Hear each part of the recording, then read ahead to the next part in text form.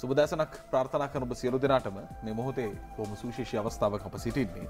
ඒ පිළිබඳ ඊයේ ඔබ දැනුවත් අද දවසේදී කාර්යාල හෝ වේවා, නිවසේ හෝ වේවා, වෙනත් පරිබාහිර ස්ථානයකට ගමන් කිරීමේදී හෝ වේවා අමතක කර තිබුණු දේ යලි මතක් කරගත යුතු කාලවකවානුවක් පැමිණ තිබෙනවා. ඒ පිළිබඳ තොරතුරුත් එක්ක බොහොම සමීපයෙන් කටයුතු කරන්න කියන ඉල්ලීම අපි ඔබෙන් සිදු කරනවා. මේ වෙද්දී පාසල් නිවාඩුව, ඒ වගේම විශ්වවිද්‍යාල හා සම්බන්ධයෙන්, ඒ වගේම ගම්පහ දිස්ත්‍රික්කය තුළ ක්‍රියාත්මක ආයතන සම්බන්ධයෙන් යම් ආකාරයේ තීන්දුව ගෙන තිබුණා. ඒ පිළිබඳව ඔබ දැනුවත් කියලා අපි විශ්වාස කරනවා. අද දවසේදී අපි කතා කරන්න බලාපොරොත්තු වෙන්නේ බොහොම දැනෙන ප්‍රශ්න රැසක් තිබුණු ජනාධිපතිතුමන් රැස්වීම වලට යන විටදී එහිදී ඒ හිටි කර්මාන්තකරුවන් විසින් ඍජුවම ජනාධිපතිතුමන් වෙත ප්‍රශ්න යොමු කරන ලද අමාත්‍යාංශයක් බවට පත් වුණා. ඇතැම් අවස්ථාවන් වලදී කිතුල් කර්මාන්තයේ නියැලෙන විටදී ඒක එක්තරා ආකාරයකින් පොලිසියෙන් ප්‍රශ්නයක් එනවා. ඒ වගේම තවත් ආයතනයෙන් මේ කර්මාන්තය පවත්වාගෙන යන්නට ඕනේ. ඒ නිසා ඕන් බොහොම ලොකු ප්‍රශ්නයකට මුහුණ දීම සිදු වෙලා තිබුණා. ඒත් එක්කම මේ වෙද්දී පොල් සම්බන්ධයෙන් උත් බොහොම ලොකු කතා බහක් රට ඇතුළේ ඇතිව තිබෙනවා. පොල් මිල, ඒ වගේම පොල් වල පවතින සුලභතාවය, වෙළඳ පොලේ පොල් හිඟේ පවතිනවා කියන කාරණේ, ඒ වගේම පොල් වගා කිරීම නියමිත ආකාරයෙන් සිද්ධ වෙනවද? මේ අභියෝගයට ජය ගන්නට ඉස්සරහට පුළුවන්ද? නැත්නම් අර කාලයක් කරා වගේ යලිත් වතාවක් ආනයනය කිරීමේ තැනකට යන්නට සිද්ධ වේද? මේ වගේ කතිකාවන් බොහොමයක් තියෙනවා. ඒ නිසා අපි මේ සියලු කර්මාන්ත මූලික කරගනිමින් අප ඉදිරි බලාපොරොත්තුවක් තියෙනවා. ඒ තමයි මේ අපනයන විවිධාංගීකරණයකට යා යුතුයි, කාර්මික අපනයන සංවර්ධනය කරගත යුතුයි. මේ කියන බලාපොරොත්තුවත් එක්ක අපි අද දවසේදී බොහොම ගෞරවයෙන් යුතුව ආරාධනා කරා පොල් කිතුල් සහ තල් වගා ප්‍රවර්ධනය සහ ආශ්‍රිත කර්මාන්ත බාණ්ඩ නිෂ්පාදන සහ අපනයන විවිධාංගීකරණ අමාත්‍යාංශ අතිරේක ලේකම්තුමිය සුසීමා විජේසේකර ලේකම්තුමියට ආයුබෝවන් බොහොම ගෞරවයෙන් පිළිගන්නවා. ඒත් එක්කම අපි ආරාධනා කළා අධ්‍යක්ෂ සංවර්ධන වැවිලි අමාත්‍යාංශ සුරේඛා අත්තනායක මහත්මිය ආයුබෝවන් ගෞරවයෙන් ජාතික රූපවාහිනියට පිළිගන්නවා. අපි මුලින්ම අමාත්‍යාංශයේ සමස්ත විෂයපතෙන් කතා කරමු. මොකද බොහෝ දෙනෙකුගේ ප්‍රශ්නයක් තිබුණා මේ එකින් එකට වෙන් කරන ලද කර්මාන්ත සහිතව ඇයි අමාත්‍යාංශයක් එන්නේ? මොකද්ද මේකේ පදනම කියන කාරණය? ඒකම්තුමිනි මේ තරම් දීර්ඝ අමාත්‍යාංශයක් විෂයපතෙන් බොහෝමයක් තියෙනවා. ඇයි මෙහෙම බෙදලා වෙන් කරන්න හේතුව වුනේ? ඇත්ත වශයෙන්ම කියනවා නම් පොල් කිතුල් තල් ආශ්‍රිත වගා ප්‍රවර්ධනය තමයි අපේ අමාත්‍යාංශයට වෙන් වෙලා තියෙන්නේ. අතිගරු ජනාධිපති ගෝඨාභය මැතිතුමාගේ රට හදන සෞභාග්‍ය දැක්ම ඔබ දන්නවා මේ සෞභාග්‍ය දැක්ම හරහා මේකේ 38 වෙනි පිටුවේ වෙන් වෙලා තියෙනවා අපේ අමාත්‍යාංශයට අදාළ සහ වැවිලි ශාස්ත්‍රයට අදාළ කාර්යයන් කාර්යයන් ඒ වගේම මේ සැරේ වෙන්ගුණු ගැසට් පත්‍රයෙන් අපට අපේ අමාත්‍යාංශයට අදාළ කාර්යයන් කාර්යයන් වෙන් කරලා දීලා තියෙනවා. විශේෂයෙන්ම අර ඔබ කිව්වා වගේ රට පුරා ජනාධිපතිතුමා ගමන් කරනකොට මේ වැවිලි ශාස්ත්‍රයන් පිළිබඳව නොයෙකුත් ප්‍රශ්න රාශියක් මේ මතුවුණා. ඒවා තුලින් මතුවෙන ඒවා निराකරණය කරගන්න තමයි මේ අපිව මේ විදිහට අපේ අමාත්‍යාංශයෙන් මේ කටයුතු කරන්න යෙදිලා තියෙන්නේ. මේකේ නව තාක්ෂණය මුසු වූ අපනයන කේන්ද්‍රීය වැවිලි ආර්ථිකයක් ගොඩනැගීම තමයි මූලික අඩිතාලම වෙලා තියෙන්නේ. ඒකට අපේ ගරු අමාත්‍යතුමා, වැවිලි අමාත්‍යතුමා, රමේෂ් පතිරණ ඇමතිතුමා, ඒ වගේම අපේ රාජ්‍ය අමාත්‍ය අරුන්දික ප්‍රනාන්දු මැතිතුමා ප්‍රමුඛ අපේ අමාත්‍යාංශ සියලු දෙනා කැපවී සිටිනවා මේ කටයුතු සාක්ෂාත් කර ගැනීම සඳහා.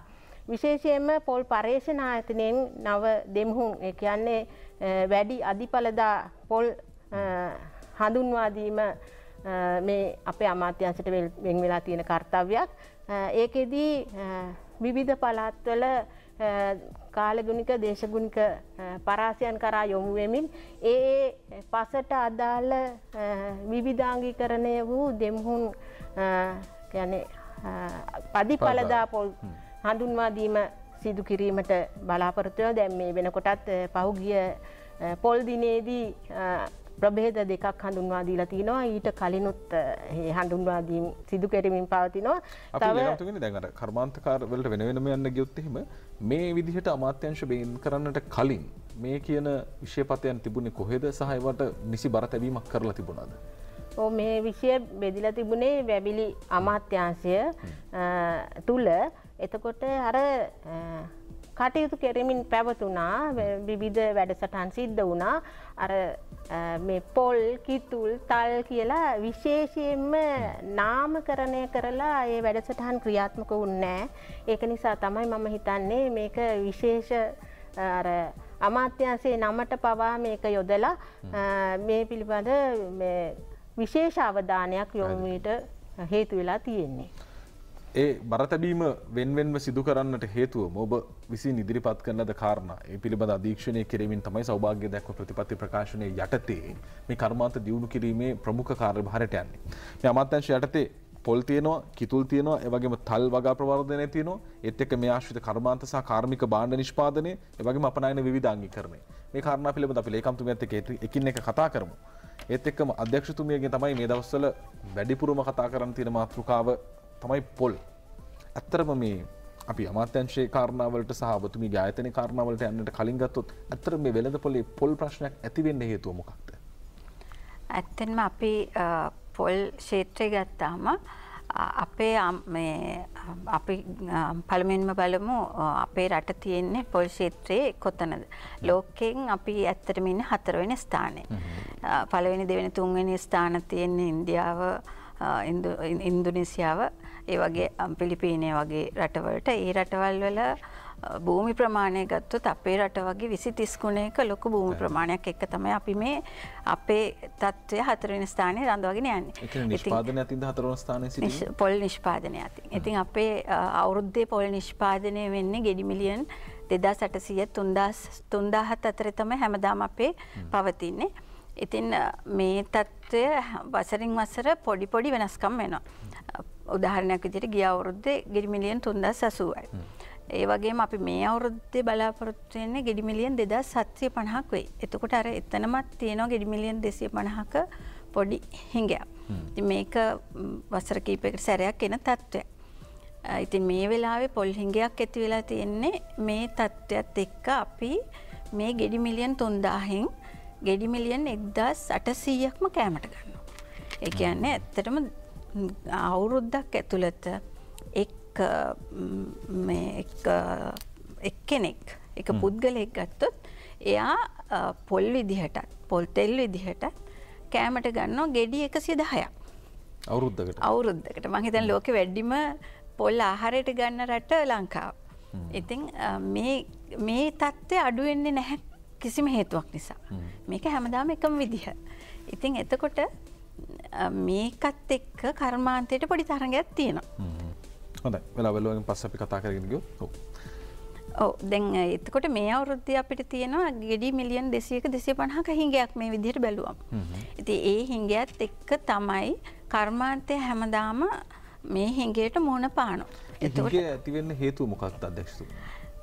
ඒක ඇත්තටම පොල් වල විශේෂම පසුගිය වසරේ පොල් වලට දක්වපු සාත්තුව හා කළමනාකරණය තමයි බොහෝ දුරට බලපාන්නේ. ඒ වගේම අපි කාලගුණික දේශගුණික විපර්යාස ඒ පසුබිමත් බලපානවා. පොල් කියන්නේ අවුරුද්දක් ඇත්තටම අද එන මේ පොල් ගෙඩිය එන්නේ මීට අවුරුද්දකට කලින් හැදිච්ච පොල් මල්.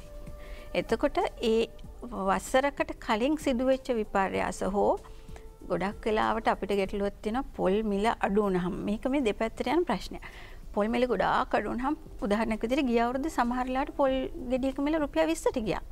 එතකොට පොල් ඉඩම් හිමියෝ සාත්තු කරන එක මේ ඉඩමේ පොල් ගහට සැලකීම පොහොරේදීම වතුරේදීම අඩු කරනවා.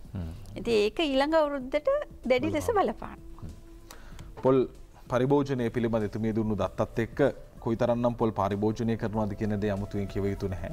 ඒත් එක්කම අපි දකින දෙයක් තියෙනවා අර ඔබතුමීගේ අමාත්‍යාංශ විශේෂපතේට එන්නට කලින් අපනයනේ සඳහාත් මේ වෙද්දී අපි දන්නවා කර්මාන්ත තියෙනවා ඔය කාබනික වශයෙන් වගා කරලා සම්පූර්ණ පොල් කෙලීම අපනයනය කිරීමේ කර්මාන්තත් තියෙනවා.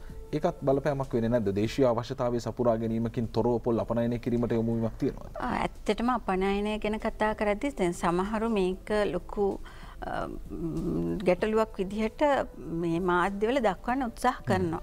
නමුත් ඇත්තටම අපි අපනයනය කරන්නේ පොල් ගෙඩි මිලියන උදාහරණයක් විදිහට ගිය අවුරුද්දේ පොල් ගෙඩි මිලියන 21යි අපනයනය කළා තියෙන්නේ. අද වෙනකන් අපේ රටේ ගත්තොත් පොල් ගෙඩි මිලියන 7යි අපනයනය කළා තියෙන්නේ. ගෙඩි විදිහට. එතකොට දැන් කෙනෙක් කියන්න පුළුවන් මේ වැලියු ඇඩිෂන් අගය එකතු කිරීමක් නොකර ගෙඩිය විදියට අපනයන කිරීම අපේ රටට පාඩුවක්. ඇයි අපිට කන්න දෙන්නේ නැතුව අපනයන කරන්නේ? නමුත් මේ ගෙඩි මිලියන් 7ක් කියන්නේ මේ ගෙඩි මිලියන් 2800 3000කින් මේ ගෙඩි මිලියන් 7ක්. ඒ මං හිතන්නේ රටේ මේ පරිභෝජනයට හිඟයට ලොකුවට බලපෑමක් වෙන්නේ නැහැ. හොඳයි. ඔබට පැහැදිලි ඇති පොල් රට ඇතුලේ ප්‍රශ්නයක් තියෙනකොට අපනයන කිරීම සඳහා යොමු වෙනවා කියන විදිහේ චෝදනාවන් තිබුණා. ඒකට උත්තරේ තමයි ඒ. ඒ නිසා පොල් සම්බන්ධ කර්මාන්තය පිළිබඳ අවධානය යොමු කරද්දී මේක වර්ෂයකට පෙර මත්තෙන් සිදු වුණා වූ වගාවේ අඩුවීම තමයි මේ වන විටදී මේ හිඟයක් දක්වා ගමන් කර තිබෙන්නේ. අපි තවත් කරුණු එකින් එක පැහැදිලි කරගනිමු. කිතුල් අමාත්‍යංශයේ පැත්තට આવත් කිතුල් ශාස්ත්‍රය හා සම්බන්ධයෙන් අවධානය යොමු කරොත් එතනදී අපි දැක්ක පහුගිය වකවානුවේදී ජනාධිපතිතුමන්ට පැමිණිල්ලක් වෙනවා ආරක්ෂක අංශ වලින් සමහර වෙලාවට කිතුල් කර්මාන්තේ නියැලෙන්නට ගැටලු තියෙනවා. ඒ වගේම මොවුන් කර්මාන්තයේ දෙන්නේ බොහොම අමාරුවෙන්. උන්ට සමාජ ආරක්ෂණයක් නැහැ. කොහොමද ලේකම්තුමනි මේ ප්‍රශ්න විසඳගන්නේ? ඇත්තටම ඒ වගේ ප්‍රශ්න තියෙනවා. අපි බලාපොරොත්තු වෙනවා මේ කිතුල් සම්බන්ධ සමිතිය ඇති කරලා එතකොට ඒකට ප්‍රවණතාවයක් ලබා දෙන්න. මොකද කිතුල් ගස් ලක්ෂ 6ක් පමණ ලංකාවේ දැනට පවතිනවා. ප්‍රයෝජනෙට ගන්නේ 120ක පමණ ප්‍රමාණයක්. ඉතින් ඒකට ඇත්තටම කිතුල් අපනයන සම්බන්ධ කටයුතු අපි අමාත්‍යාංශය හරහා ඉදිරියේදී කටයුතු කිරීමට බලාපොරොත්තු වෙනවා. මේක ඇත්තටම අලුත් විෂයක්. මේ සම්බන්ධයෙන් කිසිම ආයතනයක්වත් නැහැ. අපි බලාපොරොත්තු වෙනවා කිතුල් සංවර්ධන මණ්ඩලයක් බිහිකරන්න ඊටාම නුදුරු කාලේදී. ඒ වගේම මේ කිතුල් කියන එක මේ ප්‍රධාන වාණිජ වැවිලි භෝගයක් කියලා නම් කරන්න බලාපොරොත්තු වෙනවා. එහෙම කරලා කිතුල් අපනයනය සඳහා කිතුල් නිෂ්පාදන අපනයනය සඳහා යොමු වෙන්න බලාපොරොත්තු වෙනවා. ඒ තුලින් කිතුල් මදින පුද්ගලයෝ අඩුයි සමාජයේ. ඒකට ප්‍රවණතාවය ඒගොල්ලන්ගේ ආර්ථිකමය තත්ත්වය වැඩි දියුණු කරලා ඒගොල්ලන්ට අර මදිනාය කියන එක කියන්නේ නම වෙනස් කළ වෘත්තිමය භාවයක ඇති කරලා ඒගොල්ලන්ට නවීන යන්ත්‍ර උපකරණ භාවිතයට යොමු කරලා මේ සම්බන්ධව මේ හොඳ ආර්ථික වටිනාකමක් දෙන්න අපි බලාපොරොත්තු වෙනවා. උන්ට බලපත්‍ර ලබා ගැනීම කලින් ප්‍රශ්නයක් තියෙනවද? බලපත්‍ර ලබා ගැනීමට නම් ප්‍රශ්නයක් මේ වෙන්නට නැහැ. අර ඒ සම්බන්ධ යොමු වීම තමයි අඩු. මොකද මේ කිතුල් නිෂ්පාදන අලෙවිය සහ ඒ සඳහා ප්‍රචාරයක් ලබා දීම මහ ජනතාව අතර කිතුල් සම්බන්ධ උද්‍යෝගයක් ඇති කිරීම අපි බලාපොරොත්තු වෙනවා. දැන් මේ වෙද්දී කිතුල් නිෂ්පාදන ආශ්‍රිත කර්මාන්තය සඳහා වෙළඳපොළක් සකස් වෙලා නැද්ද? දැනට සකස් වෙලා තියෙනවා. ඒකේ දැන් විවිධ විදිහට අර අගය එකතු කළ නිෂ්පාදන විවිධ කිතුල් හා ආශ්‍රිත සම්බන්ධ කිතුල් මීරා එතකොට කිතුල් පැණි හකුරු ඊට අමතරව කිතුල් ගහ ආශ්‍රිත භාණ්ඩ නිෂ්පාදනයේ අගය එකතු කළ නිෂ්පාදන ඔයගේ දේවල් මේ නිෂ්පාදනය වෙනවා. ඒක පුද්ගලීකරණය හරහා අපනයන වැඩසටහන පවා සිද්ධ වෙනවා. ඒ වුණාට අපි දැන් අලුතින් තමයි අපි අමාත්‍යාංශය හා සම්බන්ධ වෙලා මේක වැඩි දියුණු කරන්න උත්සාහ දරන්නේ. මීට කලිනුත් විවිධ වැඩසටහන් සිද්ධ වෙලා තියෙනවා. ඒ වුණාට ඒවා දැන් මේ වෙනකොට අර අඩාල වෙලා තියෙන්නේ. ඒක නගා සිටුවීම තමයි අපි බලාපොරොත්තු වෙන්නේ. කිතුල් කර්මාන්තයේ නියැලෙන්නන්ට ලැබෙන මිල සම්බන්ධයෙන් නියාමනයක් තියෙනවා අමාත්‍යාංශ පැත්තෙන්? දැන් ඒක අපි ඉදිරියේදී කටයුතු කරන්න යන්නේ. මොකද අපේ මේක නව අමාත්‍යාංශයක්. තව මාසයක් හමාරක් වගේ තමයි පටන් අරගෙන අපේ ඒ අවම පහසුකම් අවම කියන්නේ නිලධාරී සංඛ්‍යාව මැදි තමයි දැනට අපි මේ වැඩසටහන කරන්නේ. උනට අපේ උපරිම දායකත්වය ලබා දෙමින් අපි මේ වැඩසටහන ක්‍රියාත්මක කරන්න දැන් යොමු වෙලා තියෙනවා. ඒක අපි බලාපොරොත්තු වෙනවා මේ දත්ත පද්ධතියක් ගොඩනගන්න, කිතුල් සමිතිය ඇති කරන්න. ඒ වගේම මේ කිතුල් මදින ජනතාවට විශ්‍රාම වැටුපක් හෝ මේ රක්ෂණ ක්‍රමයක් බිහි කරන්න අපි බලාපොරොත්තු වෙනවා. මොකද අර අපි දැක්ක පුවත්පත්වල එහෙම මේ කර්මාන්තේ නියැරිලා අනතුරු වලට ලක් වෙලා කර්මාන්තය එතනින් පස්සේ නියැලෙන්න බැරුව සම්පූර්ණයෙන්ම මුළු නිවාසෙම මුළු ගෙදරම පද්ධතියම අක්‍රිය වෙච්ච අය ඉන්නවා. අපි විශ්වාස කරනවා ඒ අය පිළිබඳව අවධානය යොමු වෙයි කියලා. දැන් මේ කිතුල් කර්මාන්තයේ නියැලෙන අය පිරිස් එකතු වෙලා ඔබතුමී මුලින්ම සඳහන් කරපු මේ කිතුල් සංවිධාන සමිති හදාගන්න එක. ඒක හරි විදිහට සිද්ධ වෙනවද නැත්නම් අලුතෙන් එකතු වෙලා හදන්න පුළුවන් කමක් තියෙනවද? දැනට ක්‍රියාත්මක වෙන සමිති තියෙනවා. ඒ වුණාට ඒක සාර්ථක මට්ටමින් නැති නිසා තමයි අපි අලුතෙන් මේ ක්‍රියාත්මක වෙලා ප්‍රාදේශීය ලේකම් කොට්ටාස මට්ටමින් මේ වැඩසටහන් ක්‍රියාත්මක කරලා සමිති පිහිටවන්න හදන්නේ. දැනටම අපි කිතුල් පිළිබඳ දත්ත රැස් කරන්න ප්‍රාදේශීය ලේකම් කොට්ටාස මට්ටමින් කටයුතු කරගෙන යනවා. හොඳයි. කර්මාන්තයේ නියැලෙන කිතුල් කර්මාන්තය හා සම්බන්ධයෙන් අවධානය යොමු කරන අයට තමයි මේ කිතුල් හා සම්බන්ධ ක්ෂේත්‍රය තුළ සම්පූර්ණ කාරණා පිළිබඳ අපි කතා කළේ. ඒ නිසා ඉදිරියේදී යහපත් මිලක්, ඒ වගේම අපනයනය කරන්නට පුළුවන් ආකාරයේ පරිසරයක්, ඒ වගේම ඔබට සමාජ ආරක්ෂණ ක්‍රමවේදයක් මේ සියලු දේ සකස් වනු ඇතයි අපි විශ්වාස කරනවා. පොල් පැත්තට අපි යලිත් ගියොත් ඔබතුමිය අධ්‍යක්ෂතුමිය විදිහට ඔබතුමියගේ විෂය පතේ යටතේ ආයතනයේ යටතේ මොකක්ද කරන කාර්යභාරය? ඇත්තෙන්ම පොල් විෂය සම්බන්ධයෙන් ආයතන 3ක් තියෙනවා. පොල් වගා කිරීමේ මණ්ඩලය වගා කිරීමට අවශ්‍ය බීජ සැපයීම, ඒ වගේම පොල් වගාවට අවශ්‍ය දැනුම ලබා දීම, ව්‍යාප්ති සේවය දේවල් සිදු කරනවා. ඒ වගේම පොල් සංවර්ධන අධිකාරිය පොල් කර්මාන්තය සම්බන්ධයෙන් තමයි කටයුතු කරන්නේ. මෙහිදී අර අග එකතු කළ නිෂ්පාදන පිළිබඳව දැනුවත් කිරීම, ඒ සඳහා යොමු කිරීම, ප්‍රවර්ධනය, ඒ වගේම දේශීය විදේශීය ප්‍රවර්ධනය, නියාමනය, මේ සියලු දේ සිදු කරනවා. ඒ වගේම පොල් පර්යේෂණ ආයතනය කටයුතු කරන්නේ පොල් වගාව හා කර්මාන්තය ආශ්‍රිත සියලුම පර්යේෂණ සම්බන්ධය. ඉතින් මේ ආයතන රාමුව තුළ තමයි සියලුම කටයුතු සිදු වෙන්නේ. දැන් මේ වෙද්දී සමස්තයක් විදිහට රටේ තවත් පොල් වවන්න හැකියාව තියෙනවද නැත්නම් අපි ඉන්නේ උපරිම වගා කිරීමේ මට්ටමේද? තව වගා කිරීමේ ඇත්තටම හැකියාව තියෙනවා. නමුත් අපි හිතනවා උපරිමයකට තව අවුරුදු කිහිපයක් ඇතුළත අපිට යන්න වෙයි. මොකද අපිට මුළු රටේම පොල් වවන්න බෑ. අනික් වගාවන් එක්ක සාමූහිකව මේ පොල් වගාව කියන දේ අපි ගෙන යන්න ඕනේ. දැන් ඇත්තටම පොල් ත්‍රිකෝණයේ ගැටලුවක් තියෙනවා. ගම්පහ වගේ පැති මේ නාගරීකරණයට යොමු වෙලා තියෙන නිසා ඇත්තටම තවදුරටත් වගා කරන්න කොහොමත් බෑ. තියෙන ඒවත් හරිම අමාරුවෙන් තියෙන ඉඩම් ප්‍රමාණයත් රැක ගැනීමට සිදු වෙලා තියෙනවා. ඒ නිසාම අලුතෙන් හඳුනාගෙන තියෙන විශේෂයෙන් උතුරු පළාතේ අපිට පොල් වගාවට යොමු කරන්න පුළුවන්. දැනට උතුරු පළාතේ අක්කර 50000ක් වගා කිරීමේ ව්‍යාපෘතිය ක්‍රියාත්මක කරනවා.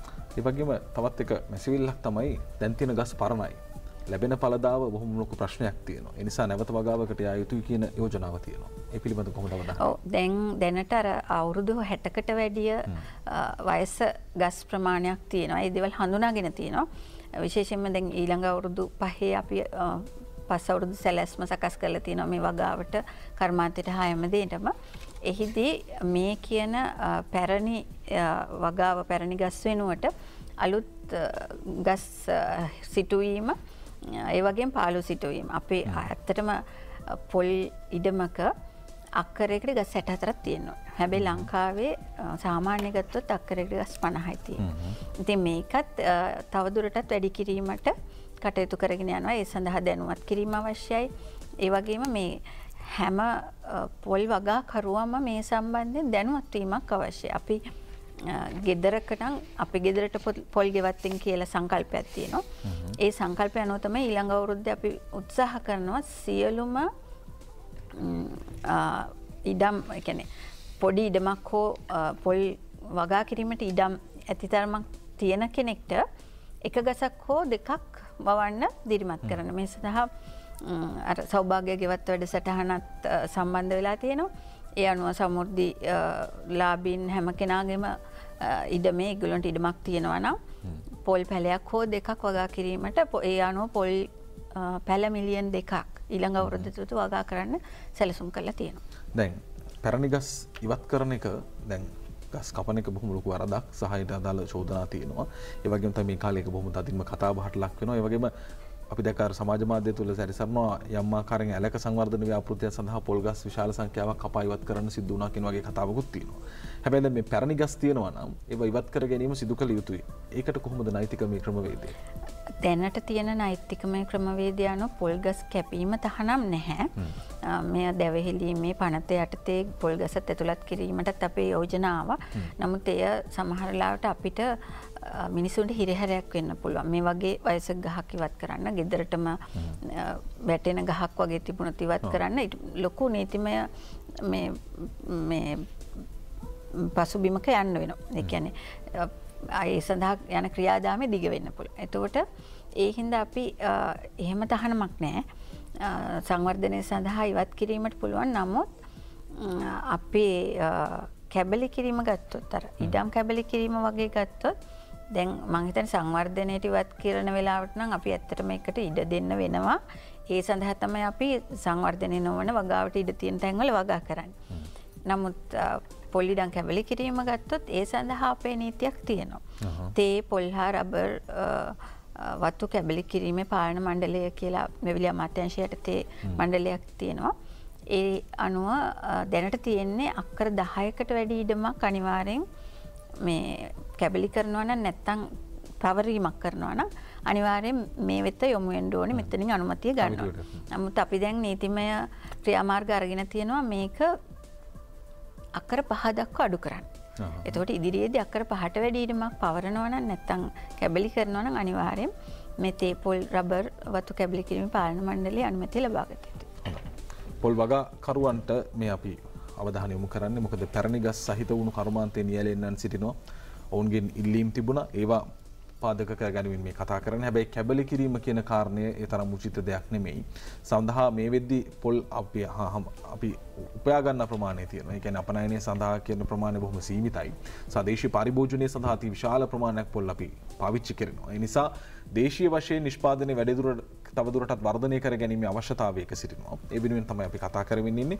අපි පොල් කර්මාන්තයේ මූලික කාරණා පිළිබඳ කතා කළා. ඒ වගේම කිතුල් ශාස්ත්‍රය පිළිබඳ කතා කරා. අපිට මීළඟට තිබෙන්නේ තල් වගා ප්‍රවර්ධනය සම්බන්ධයෙන් කතා කරන්න. ඊට මත්තෙන් කෙරි විරාමයකට යමු. විරාමයෙන් පසු අපි අලුත් කතා බහට එකතු වෙමු.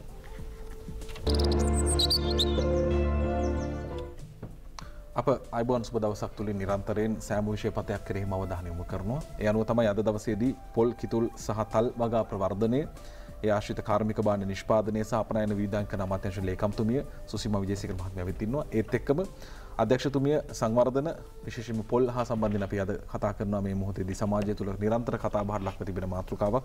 සුරේකා අත්නායක අධ්‍යක්ෂතුමියත් අද දවසේදී අපිත් සමග කතා බහේ ඉන්නවා. අපි ලේකම්තුමියත් එක්ක කිතුල් කර්මාන්තය පිළිබඳ කතා කරමින් සිටියේ. දැන් එහිදී කර්මාන්තකරුවන්ට ලබා දෙන සහන සහ වැඩපිළිවෙල පිළිබඳ කතා කළා. අවසාන වශයෙන් දැන් මේ කිතුල් කර්මාන්තය පිළිබඳ කතා කරද්දී ඔබතුමීලා තවත් සුවිශේෂී වැඩකට අත ගහන්න බලාපොරොත්තු වෙමින් ඉන්නවා. මේ යම් ආකාරයෙන් කොවිඩ් අවධානමක් නොවුනොත් ක්‍රියාත්මක කරන්න බලාපොරොත්තු වෙන ව්‍යාපෘතියක් තියෙනවා. අපි ඒ පිළිබඳ කතා කළොත්. ඒක අපි ඒක නම් කරලා තියෙන්නේ අපේ කිතුල කියලා. ඒ අපේ කිතුල පිළිබඳ කතිකාවත සහ කිතුල් තල් කිතුල් පොල් සහ අනිකුත් ආශ්‍රිත භාණ්ඩ ප්‍රදර්ශනයක් සහ අලෙවිසලක් පවත්වන්න අපි කටයුතු කරනවා. ඔක්තෝබර් මාසයේ 7 වෙනිදා සහ 8 වෙනිදා අපේ අමාත්‍යාංශ සිසිරිපාය පරිශ්‍රයේදී ඒකට රාජ්‍ය වෛද්‍ය නිලධාරී සංගමය, සෞඛ්‍ය පරීක්ෂණ හා නවෝත්පාදක සංගමය, වෘත්තිකයන්ගේ ජාතික පෙරමුණ කියන අයත් අපේ අමාත්‍යාංශය හා එක්ක සම්බන්ධ වෙනවා.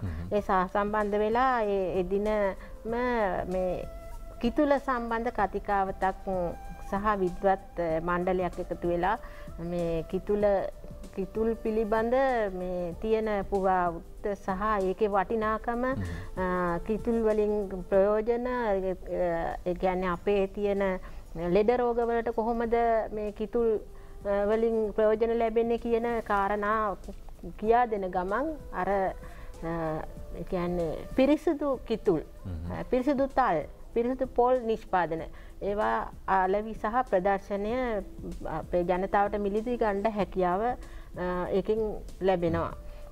ඒකේ හොඳ ප්‍රමිතියෙන් යුතු නිෂ්පාදන දැන් තල් ගත්තාම විවිධ නිෂ්පාදන 24ක් පමණ තියෙනවා. පොල් වලත් එහෙම තියෙනවා. පොල් අයිස්ක්‍රීම්, එතකොට හකුරු, පැණි, ඊට අමතරව විවිධ මේ ඒ ආශ්‍රිත අගේ එකතු කළ නිෂ්පාදන.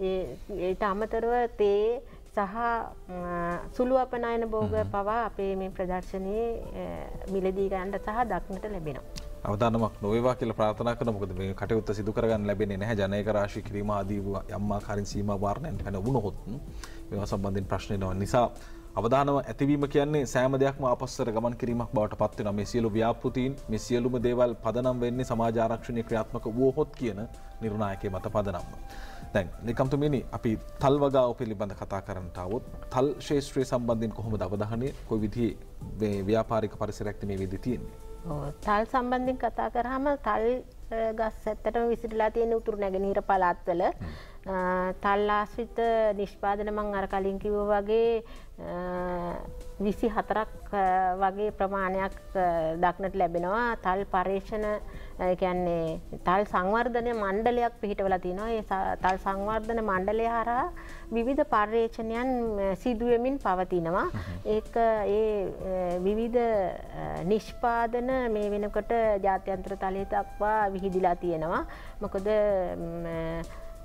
තල් සමිති සම්පකාර සමිති මේ වෙනකොට බිහිවිලා තියෙනවා ඒ වයින් අර තල් පිත්ත උපයෝගී කරගෙන තල් පිත්ත පල් කරලා විවිධ යන්ත්‍රවලට යොමු කරලා තල් කෙන්ද කියන එක ගොඩක් ශක්තිමත් තල් කෙන්ද ඒ තල් කෙන්දෙන් විවිධ උපකරණ නිෂ්පාදනය සිද්ධ වෙනවා ඒ වගේම තල් කොළ ආශ්‍රිත විවිධ අග එකතු කළ භාණ්ඩ නිෂ්පාදනය කරනවා ඒවා මේ අපේ සමාජයේත් අලවියට තියෙනවා ඒක විදේශගත කියන්නේ අපිට ආදායම් උපදන ශේෂ්ත්‍ර බිහි වෙලා තියෙනවා ඒක තල් රා නිෂ්පාදනය තමයි වඩාත්ම සිද්ධ වෙන්නේ මේ වෙනකොට අපේ අර ස්කාගාර පහසුකම් ඒවයි මේ අඩු ප්‍රවණතාවයක් තියෙන දැන් අපේ අමාත්‍යාංශය හරහා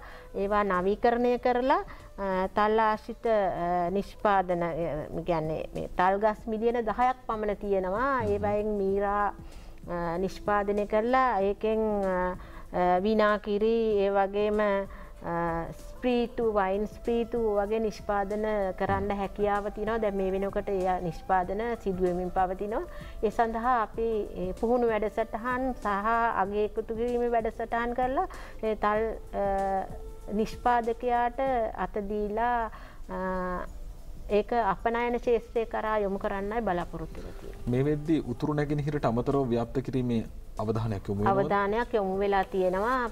තල් වගා කියන්නේ ඒ සඳහා දිරිදීම නාදීම සහ අතදීම සිදු කරන්න බලාපොරොත්තු වෙනවා. සාමාන්‍ය ලාභදායී කර්මාන්තයක් විදිහට සලකන්න පුළුවන්ද තල් නිෂ්පාදනයකින්ද පිරිවැයත් එක්ක බැලුවාම යොමු කරනවා? ලාභදායීව ඉටු කරගන්න පුළුවන්. මොකද තල් පර්යේෂණ සම්බන්ධ කටයුතු තියෙනවා. මේ වෙනකොට තල් අර සබන් කියන්නේ මුහුණේ ගාන ආලේපන වගේ දේවල් පවා නිෂ්පාදනය වෙමින් පවතිනවා.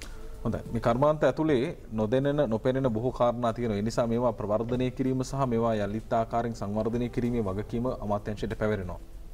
ඇත්තටම අමාත්‍යාංශපත් වෙලා මාස 2කට ආසන්න කාලයක් උපරිමයේ පවතින. ඉතින් ඒ නිසා එවන් කාලවකවානුවක් ඇතුළතදී අපි දල අදහසයි තවමත් මෙය ග්‍රහණය කරගන්නේ. කරපු දේ මොනවද? ඒ කරපු දේවල් වල ප්‍රතිඵල මොනවද කියන දේ කතා කරන්නට තාමත් බොහොම කලින් වැඩි. ඒ නිසා අපිට ඉදිරියේදී පුළුවන් වේවි මේ අන්නු දැන් විශේෂයෙන් කිතුල් සම්බන්ධයෙන් විශේෂ ව්‍යාපෘති යොමු කරලා තියෙනවා. ඒ වගේම තල් ප්‍රවර්ධනයේ සඳහාත් විශේෂ ව්‍යාපෘති තියෙනවා. මේවා ප්‍රතිඵල අප ඉදිරියේදී සාකච්ඡා කරන්න බලාපොරොත්තු වෙනවා. කොයිතරම් දුරට සාධාරණ වෙලා තියෙනවද? පොල් පැත්තෙන් අපි කතා කරොත් මේ වෙද්දී පොල් පරිභෝජනය පිළිබඳ කතා කළා. ඒ වගේම පැරණි වගා තියෙනවා නම් ඔවුන් කොහොමද ඒක ඉවත් කරලා පොල් නිෂ්පාදනය වැඩි කර ගැනීම සඳහා ඔවුන්ගේ දායකත්වය ලබා දෙන්නේ කියන කාරණය පිළිබඳ කතා කළා. ඒ සියල්ලම වගාකරුවන්ගේ පැත්තෙන්.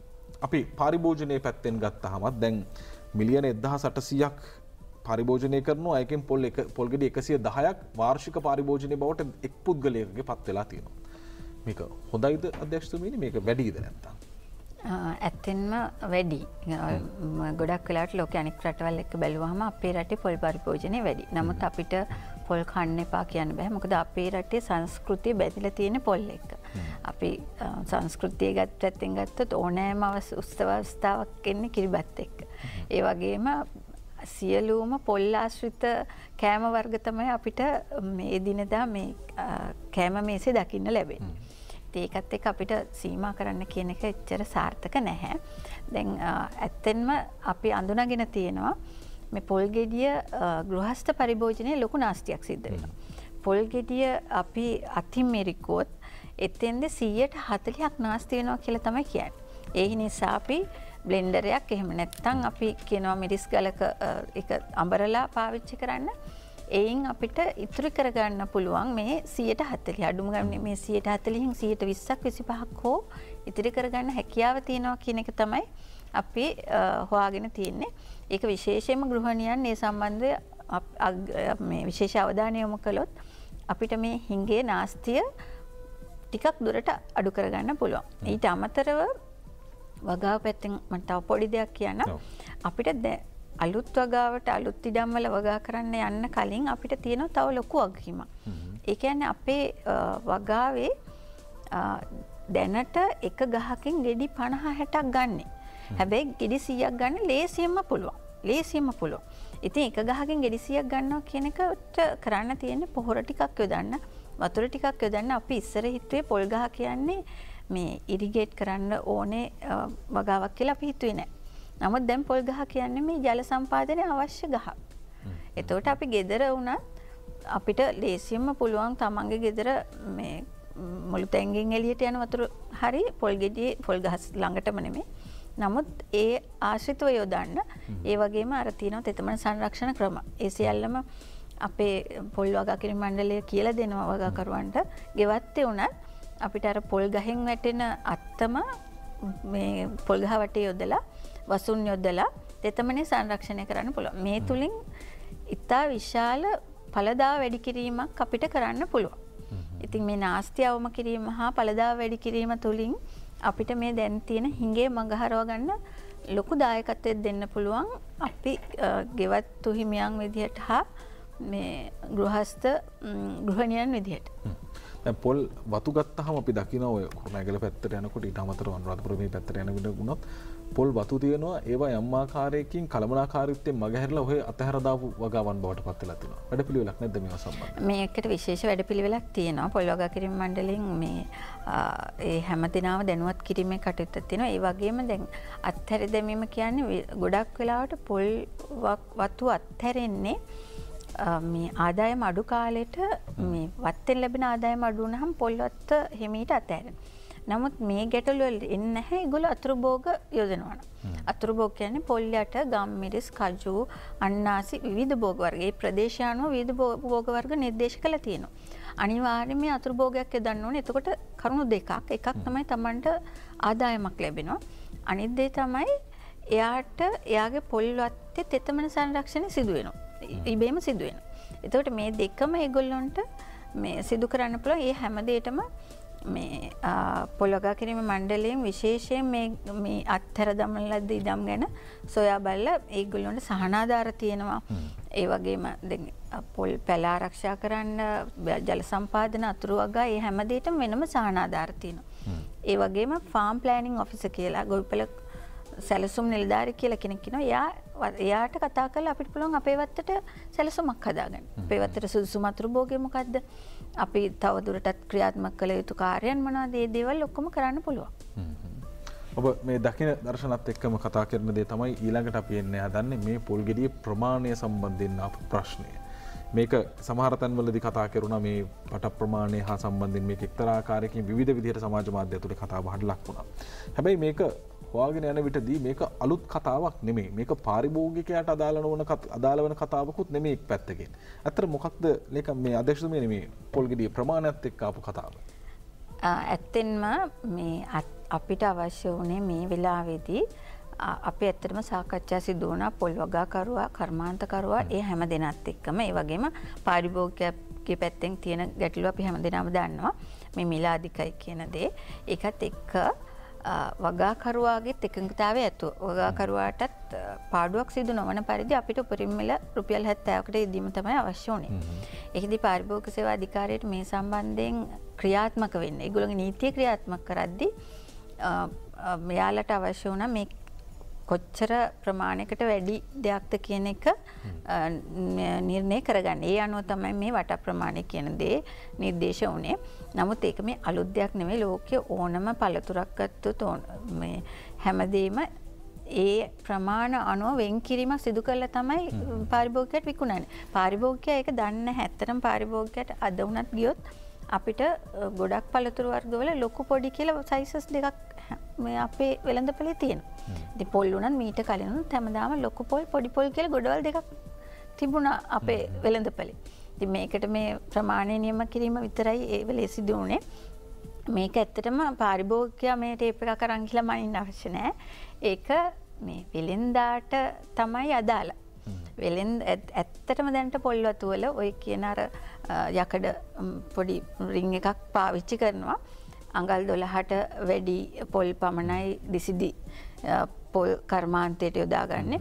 ඒ වගේම මාළු පොල්. ඒ කියන්නේ මේ පාරිභෝගිකයට එන මාළු පොල් එක අඟල් 9ට වැඩි එකක් තමයි වත්තෙන් නිකුත් කරන්නේ. ඊට අඩු එක කොප්පරා විදිහට කර්මාන්තයට යනවා. ඉතින් මේ දේ මේ මෙතෙක්කල් භාවිතයේ තිබුණ දෙයක් මේ ගැසට් කිරීම තුලින් තමයි මේ මහජනතාව දැනගත්තේ. හැබැයි භාවිතයේ තිබුණ දෙයක්. හොඳයි. සමාජය ඇතුලේ අපි වැරදි චිත්‍ර බොහෝමයක් ඇඳෙනවා. ඒ චිත්‍ර ඇතුළත අපි බොහෝ දේවල් කතා කරාට මේවා මේ පෙර තිබුණු ක්‍රමවේද මේ ක්‍රමවේද ඔස්සේ දියත් වෙන වැඩපිළිවෙළවල් මේ තියෙන්නේ. පාරිභෝගිකයාට උපරිම ආකාරයෙන් සහනයක් ලබා දෙන්න තමයි සියලුම ව්‍යාපෘතීන් දියත් වෙන්නේ. අපි කාර්මික භාණ්ඩ නිෂ්පාදනය සහ අපනයන විවිධාංගීකරණය මේ රටේ නිරන්තරයෙන් කතාබහට ලක් වෙන අපි කොහොම හරි අපනයන විවිධාංගීකරණයක් යටතේ තේපොල් රබර් තිබුණු ආර්ථිකයට පරිබාහිරව තව දේවල් ඇති කරගත යුතුයි කියන බලාපොරොත්තුවත් එක්ක ආර්ථිකයේ බොහෝ කාලයක් කතා කළා. අපනයන විවිධාංගීකරණය වෙනුවෙන් කොහොමද ලේකම්තුමීනි අමාත්‍යාංශයේ වැඩපිළිවෙල?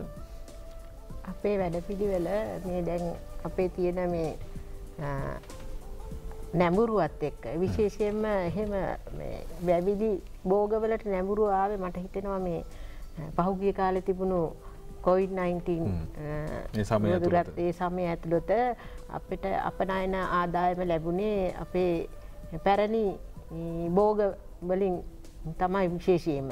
ඒ නිසා වැඩි අවධානයක් අපේ තේපොල් රබර් කියන සහ සුළු අපනයන භෝගවලට වෙන් වුණා. ඉතින් අපි පොල් තල් කිතුල් ගත්තා. විශේෂයෙන්ම පොල් කර්මාන්තය තමයි අපේ වැදගත් ස්ථානයක් ගන්නෙ.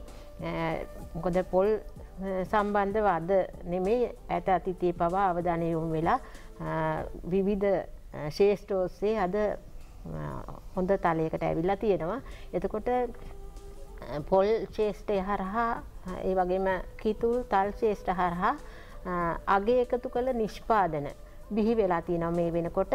ඒ අගය එකතු වල නිෂ්පාදන තවත් දිරිගන්වමින් ඒ ගොවියා දිරිගැන්වීමත් ඒ විවිධ පර්යේෂණ වලට අත දෙමින් පර්යේෂකයන් විද්‍යාඥයන්ට අත දීම තුලින් නවෝත්පාදන නිෂ්පාදන බිහි කිරීම තුලින් අපි අපනයන ශේෂ්ඨය කරා යොමු වෙන්න අඩිතාලම දමාගෙන තියෙනවා. ඉදිරියේදී මම හිතන්නේ ඒක සාර්ථක කරගන්න අපිට හැකි වෙයි.